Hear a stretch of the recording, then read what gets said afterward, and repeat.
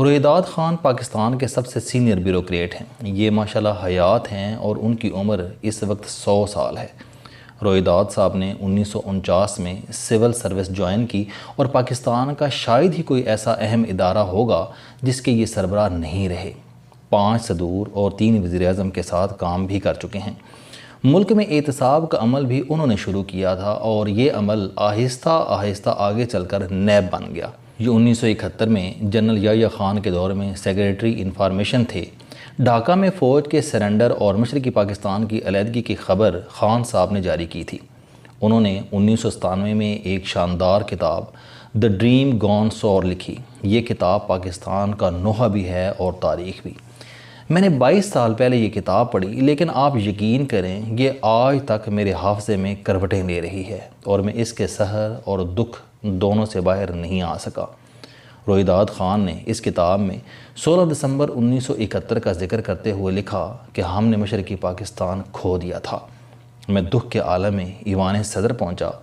صدر جنرل یحییٰ خان اور ان کے ساتھی سرنڈر کا ڈرافٹ سامنے رکھ کر بیٹھے تھے اور وہاں یہ بحث چل رہی تھی کہ اس ڈرافٹ کے نیچے مشرقی پاکستان کا سٹینڈرڈ ٹائم لکھا جائے یا مغربی پاکستان کا۔ بحث جب طویل ہو گئی تو صدر یحییٰ خان نے کہا کہ میں آپ لوگوں کو کہتا رہا تھا کہ آپ مشرقی اور مغربی دونوں حصوں کا سٹینڈرڈ ٹائم ایک کر دیں۔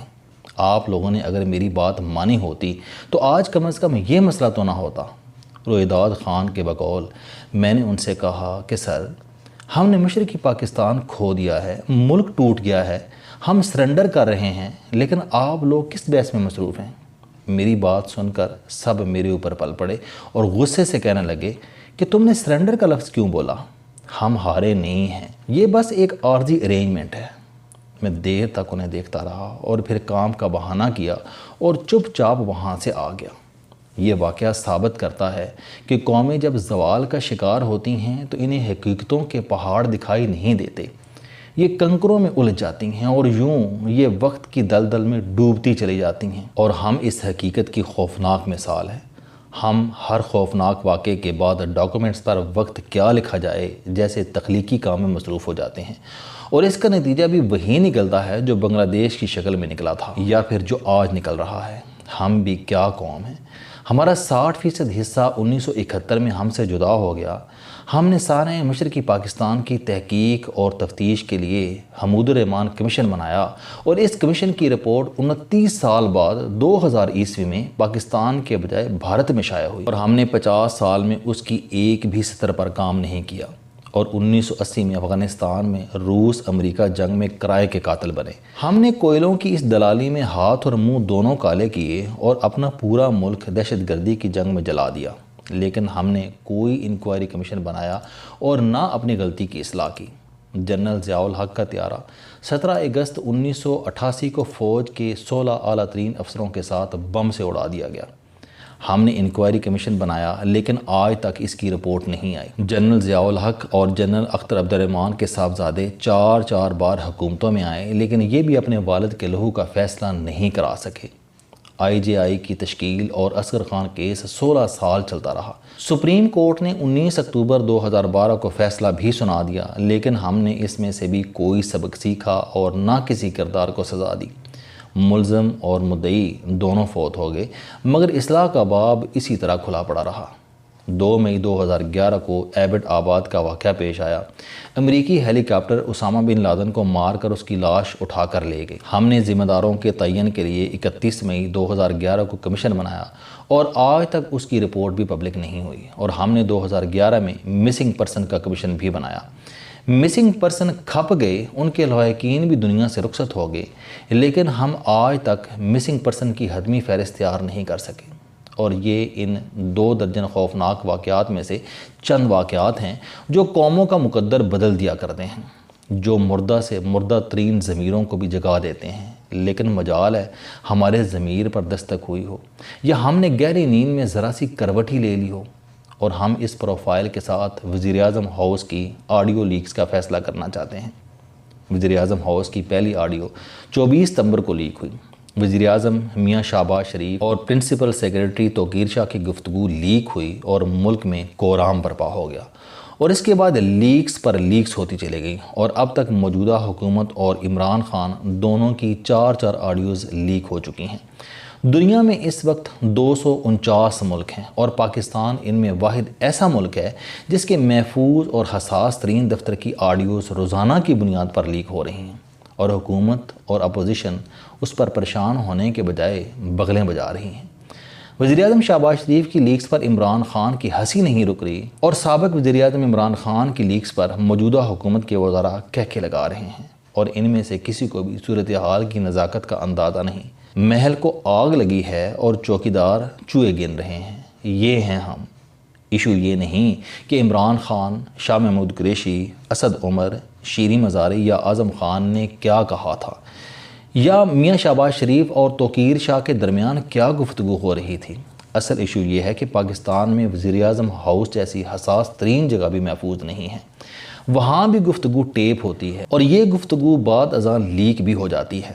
دوسرا، ہم 17 دن گزرنے کے بعد بھی گفتگو ریکارڈ کرنے والے لوگوں تک پہنچ سکے اور نہ ہم اب تک ہیکرز کو گرفتار کر سکے اور ہم دنیا کا واحد ایٹمی اسلامی ملک ہیں۔ کیا یہ ہمارے لیے ڈوب مرنے کا مقام نہیں؟ ہمارا اصل کنسرن یہ سیکورٹی برج ہونا چاہیے تھا۔ ہم نے سیکورٹی برج پر ایکشن لینا تھا، لیکن ہم نے عمران خان اور شہباز شریف کے خلاف ایکشن شروع کر دیا۔ ہم نے دونوں کو غدار اور اقربا پروری کا نشانہ بنا دیا۔ کیا قومیں اس طرح پنپتی اور چلتی ہیں؟ اللہ تعالیٰ جب کسی قوم کی مت مارتا ہے یا جب کوئی قوم اللہ کی توجہ سے محروم ہوتی ہے تو پھر وہ اسی طرح اونٹ کو فراموش کر کے پھر مچھر چھاننے میں مصروف ہو جاتی ہے۔ آپ قسطنطنیہ فال سے لے کر سقوط ڈھاکہ تک دنیا کے تمام زوالوں کا تجزیہ کر لیں، آپ کو ہر سقوط، ہر فال سے پہلے ایسی ہی صورتحال ملے گی جیسی اس وقت پاکستان میں ہے۔ سلطان فاتح نے 1452 میں قسطنطنیہ فتح کیا۔ یہ شہر اس وقت عیسائی دنیا کا قبلہ ہوتا تھا۔ سلطان فاتح جب استنبول کی دیواریں گرا رہا تھا تو اس وقت آیا صوفیہ میں عیسائی علماء اس بحث میں مصروف تھے کہ حضرت عیسیٰ علیہ السلام نے آخری ڈنر میں خمیری روٹی کھائی تھی یا پتیری۔ ہلاکو خان کی فوج جب بغداد کی دیواریں ٹاپ رہی تھی اور دریائے دجلہ میں نعشوں کے پل بن چکے تھے، اس وقت مسلم علماء شرعی داڑھی اور مسواک کا سائز متعین کر رہے تھے۔ نیپولین بوناپارٹ کے فوجی جب سینٹ پیٹرز برگ کی سڑکوں پر مارچ کر رہے تھے، اس وقت زار روس اگلے شکار کی تیاریوں میں مصروف تھا اور محل میں یہ بحث چل رہی تھی کہ ہم اس بار برفانی ریچھ کا شکار کریں گے یا رین ڈیئر کا اور اس کی کھال سے ہز ہائنس کا کوٹ تیار ہوگا یا پتلون۔ غرناطہ کی آخری رات ابو عبداللہ محمد کا سب سے بڑا مسئلہ مراکشی بھیڑ کا گوشت تھا اور اسپین کے مسلم علماء مسل کی مباحثے میں مصروف تھے۔ روس افغانستان پر قابض ہو رہا تھا تو افغان صدر گرمیوں کی چھٹیاں منانے کا پلان بنا رہا تھا اور جب ہماری فوج ڈھاکہ کے پلٹن میدان میں سرنڈر کر رہی تھی تو ہمارے حکمران یہ بحث کر رہے تھے کہ سرنڈر کے ڈاکومنٹس پر مغربی پاکستان کا ٹائم ہوگا یا مشرقی پاکستان کا۔ اللہ تعالیٰ معاف کرے، میرے منہ میں خاک۔